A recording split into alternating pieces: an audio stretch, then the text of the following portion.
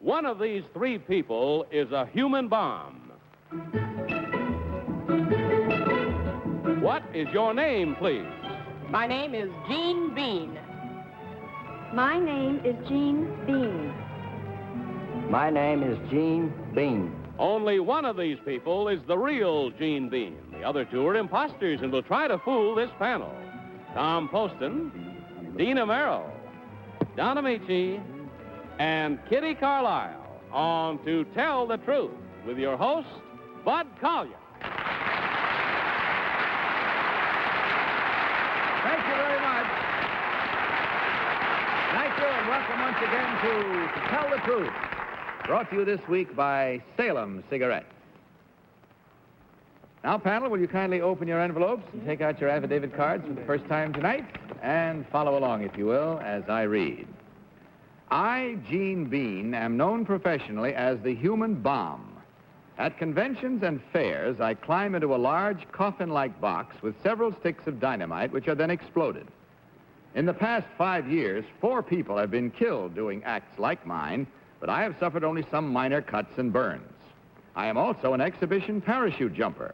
On one single day, I made 3 parachute jumps and blew myself up twice. Signed, Gene Beene.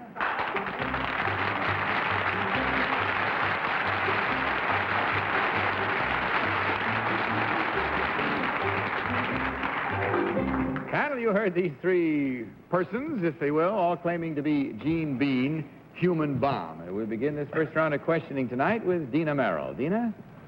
Human bomb number 1. I understand you have been injured. Where are these cuts and burns, if you don't mind my asking you? Well, I don't mind your asking, but I'd hate to have to show you. Oh, could you tell me? On the nether portions, Oh. where the debris comes back down after the explosion has occurred. Not from the dynamite itself. I beg your pardon? Not from the dynamite itself. Not from the dynamite No, itself. ma'am. Number 2, what about your cuts and burns? Mine were on my face and on my arms and the outer portion where you could see them, unfortunately. Well, you look fine. Number 3, how do you spell your name? Your first name. G-E-E-N-E. Your first name. Gene, G-E-N-E. How do you spell your first name, number 1? J-E-A-N. And yours, number 2? J-E-A-N.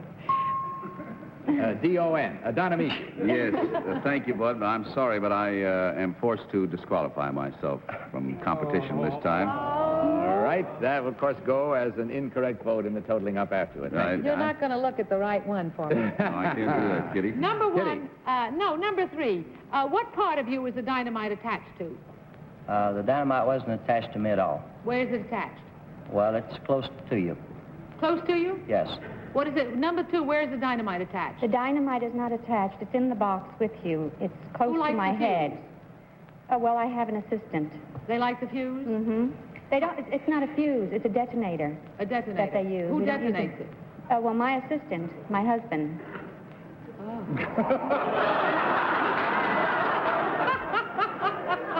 This opens up a lot of possibilities, doesn't it?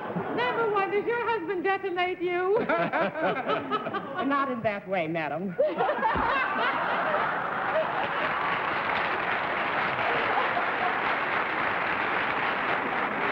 We're a little late, folks, so good night. Number 3, when you use a parachute, what material is it made of? Nylon. Number 2, what is your parachute made of? Nylon now. And how is it now? What was it before? Silk. Ah, thank you. Tom. Oh, thank you, Bud. Wow. I'm afraid of number 1 already. I'll ask number 3. Number 3, what actually detonates the dynamite? You can use a fuse-type cap or electric cap. What is the material that actually goes off first? How's that?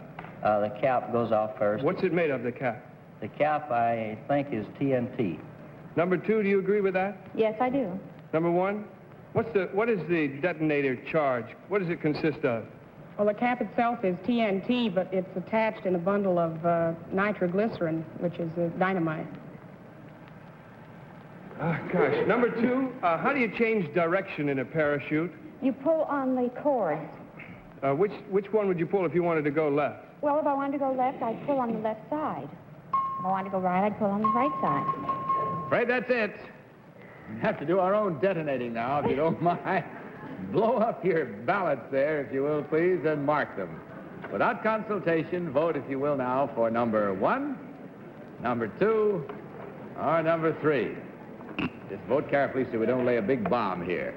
Of course, the team of challengers will receive, as usual, $250 for every incorrect vote. Are we all set? I'm not, right. I'm really confused. You're working on a slow fuse? Gosh. All set, Tom? Well, it's just a guess, I'm afraid. All right, well, what's your guess?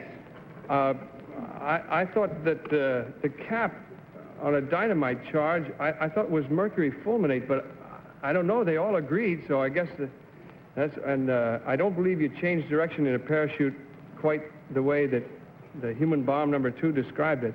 But this is still a guess. I'll have to say that. Dina.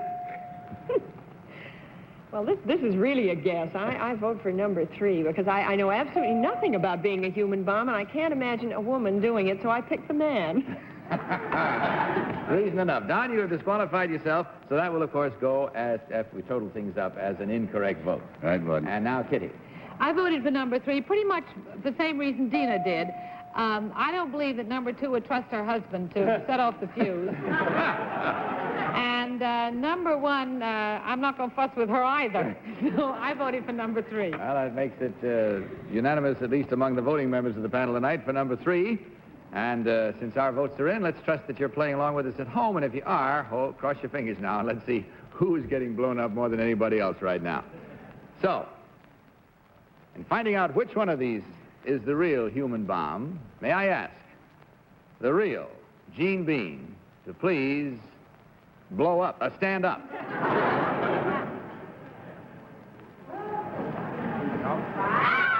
got it, Panel. Good for you.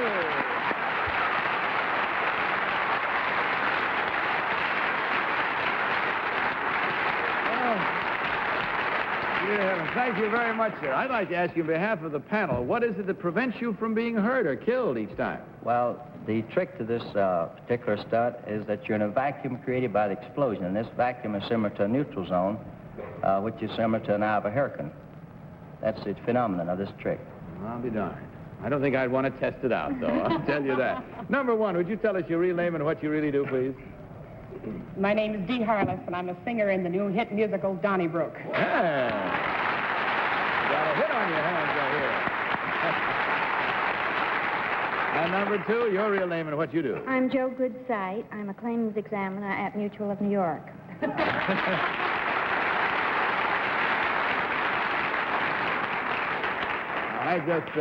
Which one did you know, Don? Dee. You knew Dee, didn't you? Yes, she was in Silk Stockings when I played in. Oh, no kidding. Well, this is renewing an old acquaintance then. How nice. Indeed, yes. Good. Well, let's check the score now and see what we have. I'm sorry to say we didn't fool the panel, but there is still $150 that comes from Salem for you, as well, of course, as a carton of Salem cigarettes for each of you. And what can I say to 3 such intrepid people except thank you and happy landings. Good night. God bless you.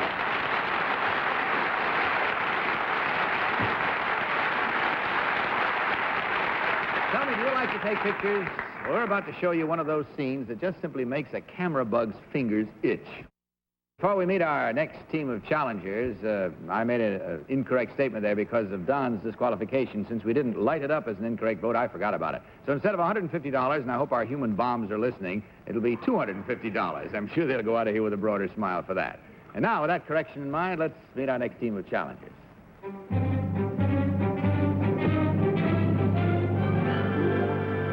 What is your name, please? My name is Alfred Siefke. My name is Alfred Siefke. My name is Alfred Siefke. Again, panel, you've had a look. Will you follow along now with your copies of this affidavit? I, Alfred Siefke, a high school student, have been an amateur paleontologist since I was 13 years old. I have made a large collection of fish fossils, part of which I have donated to museums. One day last summer, while exploring an abandoned quarry with 2 friends, I came across a fossil which I recognized as extremely unusual. I took it to the American Museum of Natural History, and they announced that nothing like it had ever been found before. It proved that prehistoric creatures had tried to fly 10 million years earlier than scientists had suspected. Their experts classified my discovery as a flying reptile that lived some 175 million years ago. Signed, Alfred Siefke. Very well, panel. You heard these three young men all claiming to be Alfred Siefke, fossil hunter extraordinary. And let's begin this round with Tom Poston. Tom? Thank you, Bud. Number one, Mr. Siefke, in the 1950s, one of the world's leading paleontologists, Signor Montevecchi, made a great discovery. Can you tell us whether it was in a cave or in an excavation? I'm not familiar with this find.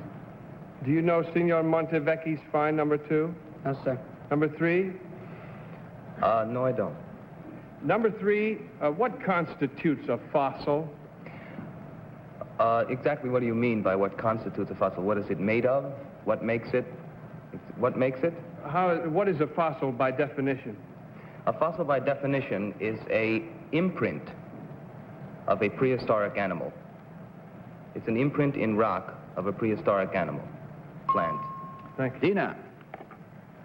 Number 1, when you found this fossil, did you find bones or just the imprint? It was the bones. You have a slab of rock which is split, and you'll get the bones of it and the imprint. And you found the bones and the imprint? Yes. Number 2, I think it was 2 or 3 years ago in Africa, the remains of an extraordinary prehistoric fish were found. Can you tell me the name of that fish? No, ma'am. Number 3, can you? Maybe you're referring to the coelacanths. The coelacanth fish? Well, it was live. That was live? Live, yes. I see, but that is the name of it. Yes, coelacanth. Number 1, are you also a live fish expert? No, prehistoric fish. Prehistoric only. Number 2?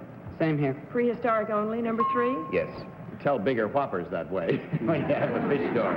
Don? Thank you, Bud. Number 1, would you break down the word paleontology for me? I think it's a Latin or Greek word meaning the study of fossils. Number 2, can you... I'd agree with him. I beg your pardon?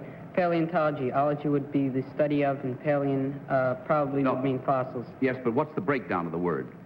Is it Greek, Latin, what? I think it would be Latin. Number 3, would you know positively? I agree with number 2. That it is Latin? Yes. Number 1, what layers would you generally find fish fossils of what years? Of what ages? Well, are there specific layers? Well, there are specific layers. There are... For different ages? Yes, vary throughout the world. Number 2, does depth at which you find these things have anything to do with the age? Yes, sir. It, by the depth, you can get a faint idea, at least a professional geologist can, of what the age of the specimen is. Yes. No. Kitty? Number 1, what is a pterodactyl? It's a prehistoric gliding reptile. Number 2, what is a spelunker? Number 2, a spelunker is, it's a kind of animal used, it was in mining in the old days. It was referred to an animal. Thank you. Number 3, what is plankton? I wouldn't know. Number 1, what is plankton? I think it's a form of flora, some form of flora. Number 2, where did you find this extraordinary fish? This was in a abandoned, at least commercially, shale quarry in North Bergen, New Jersey. North Bergen, New Jersey. New Jersey? North Bergen, New Jersey. Oh. And that's all the time we have. So dig a little deeper and mark your ballots, if you will, please, panel.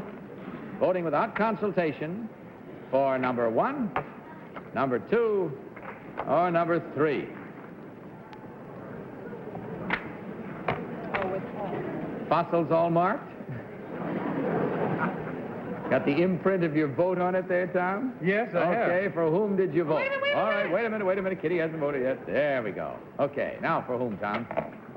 I voted for number 1 because I admired very much the clarity and precision of his answers, and I thought that the other 2 were very nice-looking chaps, but he gave the best answers to me.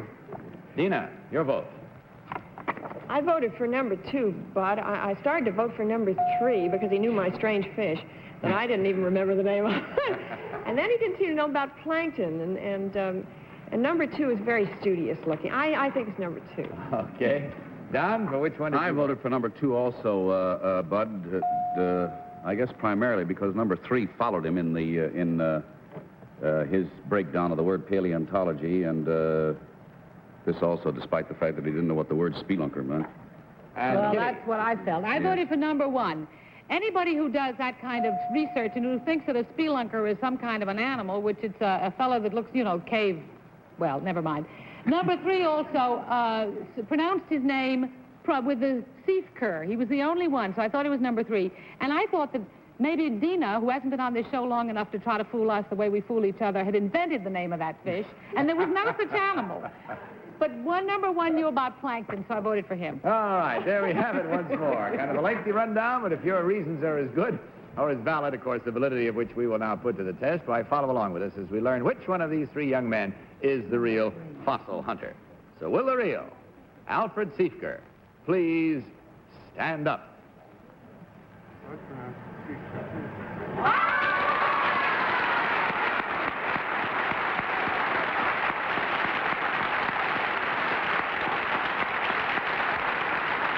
Thank you very much, sir. Number 2, would you tell us your real name and what you really do? My name is Lucian Coonan. I'm a sophomore at Monsignor McClancy Memorial High School. Thank you, sir. And number 3, your real name and what you do, please. My name is John Snibby, and I go to Rhodes School. I'm a senior. Now, don't be evasive, Kitty. Tell him what a spelunker is. A spelunker is a man... Oh, you're going to get me like you did on the do line. A spelunker is a man who explores caves. There you are. It's as simple as that. Just now. It goes without saying, but we really didn't congratulate Mr. Siefke on his find. No, we didn't, and we do congratulate you. And it's a great contribution, Very proud I'm to sure. have you here with us. We have a little contribution for you, too, because there were, checking the score, there were 2 incorrect votes. That means that $250 each for an evening's play, I would call it, for these 3 nice young men. $500 coming to you from Salem Cigarettes, and we thank you very much for being with us tonight. Happy hunting. Good night.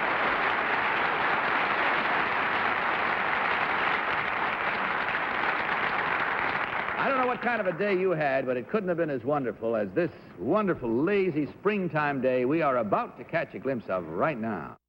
Our panel is our 3rd team of challengers.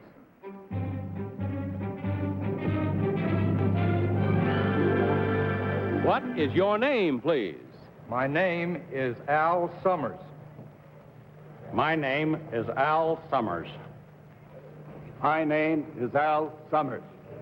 Follow along once again, if you will, please, panel. I, Al Summers, have spent most of my adult life in baseball. Part of it as a semi-professional player, but mostly as an umpire. While I have umpired in 7 different leagues, I now concentrate in teaching others the umpire's art. 17 of my former students have worked in the major leagues, and 85% of the active minor league umpires are former pupils. I now own and operate the Al Summers School for Umpires. Signed, Al Summers.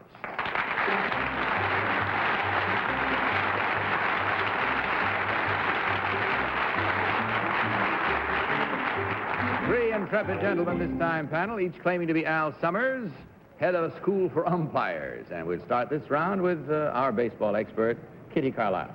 Thank you, Bud. I am eminently qualified to question these 3 gentlemen because I have never seen a professional baseball game in my life. However, I get all of my information from what I see in the, photographs. Number 1, do you teach your umpires good temper? Oh, yes, they must have good temper. And self-control? Yes, there's a few exceptions, like I Jocko always see the Conlon umpires recently. getting kicked or somebody kicking somebody else. Well, sometimes that happens, but we try to control that. Number 2, where is your school? Orlando, Florida, just outside of Indianville. Oh, number 3, where is your school? Daytona Beach, Florida. Number 1, where is your school? Well, it's in Indianville, the Indian training camp right outside of Daytona Beach, Florida. Tom. Oh, it's me. Number 3, thank you, Bud. How do you rub up a ball? With dirt. Number 2, who does that? The umpires. Number 1, where does the dirt come from? Do you happen to know? Yeah, it comes from the Delaware River Valley, right down at the southern tip of Jersey. Well, that's pretty slick, all right. I'd hate to be called out by that. Number 1, who uses a scoop? The scoop? Yeah. Well, sometimes a manager uses a scoop. Now, who uses a scoop on the field? What does it mean, a scoop? Well, it's sometimes an infielder. I'm not sure just what you're referring to. Number 3, who uses a sponge on the team, maybe? The trainer. On the field. Who might have occasion to use a sponge as part of his equipment? I don't know. Number 2, do you happen to know? Number the catcher. Thank you. Dina. Number 1, is your school taught in the classroom, or do you teach on the field itself? On the field. I see. Number 2, do you teach on the classroom? I mean, in the classroom or on the field? Both classroom and on the field. On the field from 10 o'clock until 3 o'clock, and then we have about 3 to 4 nights each week in which we have class sessions inside. Number 2, do you teach yourself, or do you just run the school? I teach myself. Also, I have 3 instructors. I see.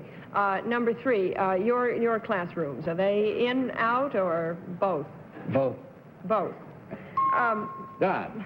Number 1, what's automatic expulsion for ball players? What ways? Automatic expulsion? Yes. There are a number of ways for that. What are they? Arguing with the umpire Over what? Over a ball and strike decision. Yes. Number 2, what other way? What's 2, automatic expulsion. Yes. Swearing, kicking dirt, anything like that. Number 1, what is Pinelli's nickname? Babe. Number 2, what is Conlon's nickname? Hank. Number 3, what is Conlon's nickname? Jocko. Number 1, who is the head of the National League umpires? Well, the president of the league is at present time. They have no chief umpire. Number 2, who is the head of all the Major League Baseball? Of all Major League? Yes. Ford Frick. Number 3, who's the head of the National League? Warren Giles. Number 1, who's the head of the American League? Joe Cronin. Wow, I'm telling you, Art. Don got more questions in there, I think, than the whole panel did all night.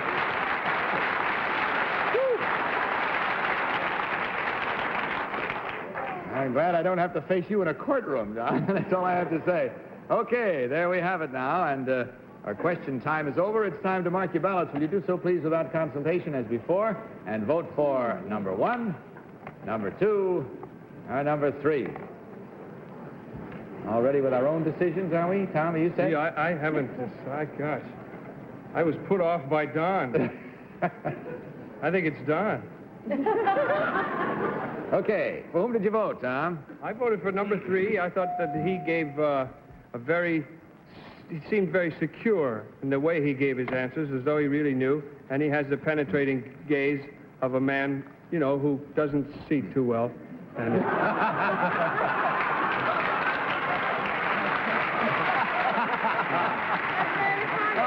your vote, Dina, please. For whom did you vote? Well, I voted for number 2. I know nothing about baseball. I voted for number 2 because he seemed to answer Tom's questions terribly well, and Tom knows much more about baseball than I do. Also, he's not as tan as the others, and I think with the administrative duties that he has, as well as his teaching, he'd spend more time in than out. And also he wears glasses. Don Ameche. I voted for number 3, but I ruled 2 out because of Hank Conlon's. He said Hank, his nickname is Jocko, and number 1 said Indianville, where the Indians train, and I'm quite certain the Indians trained out in Arizona. So, Kitty. Well, I voted for number 3 because he did indeed change Hank to Jocko, and I thought that sounded very knowledgeable. I don't know which one is which. And number 3 also looked like the kind of man in authority, and I didn't know you weren't supposed to see if you were an umpire. He looked to me like the kind of man who could see. Stay with the pictures. You're doing fine. Don't go to a ball game. Well, there you have it. As your voting tool, let's count scores with you, too, now, shall we? As we discover which one of these gentlemen is the real operator of a school for umpires. So will the real Al Summers please stand up?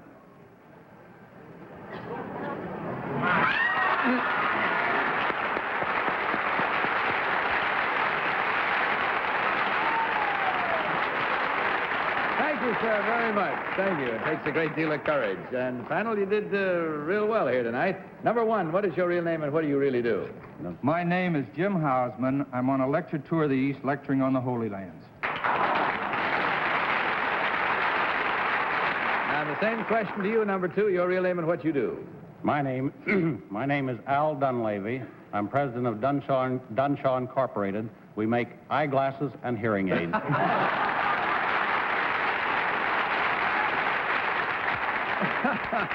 No comment. We'll check on the score now and find that there was only one incorrect vote, but that means a total of $250, gentlemen, and if you had fun, that's the most important thing. We certainly did. And, of course, a carton of Salem cigarettes for each of you. Good night and good luck to you. Now, here is the word from our alternate sponsor. Time's up. Good night, panel. Good night, Good night, Bud. Thank you, Diddy. Bud Collier saying good night from Salem Cigarettes and reminding you to tell the truth. Good night, everybody. To Tell the Truth is a Mark Goodson, Bill Todman production. The name in our mailbox is Porter. To our friends, we're Pete and Gladys. And we're at home next on most of these stations. Drop in.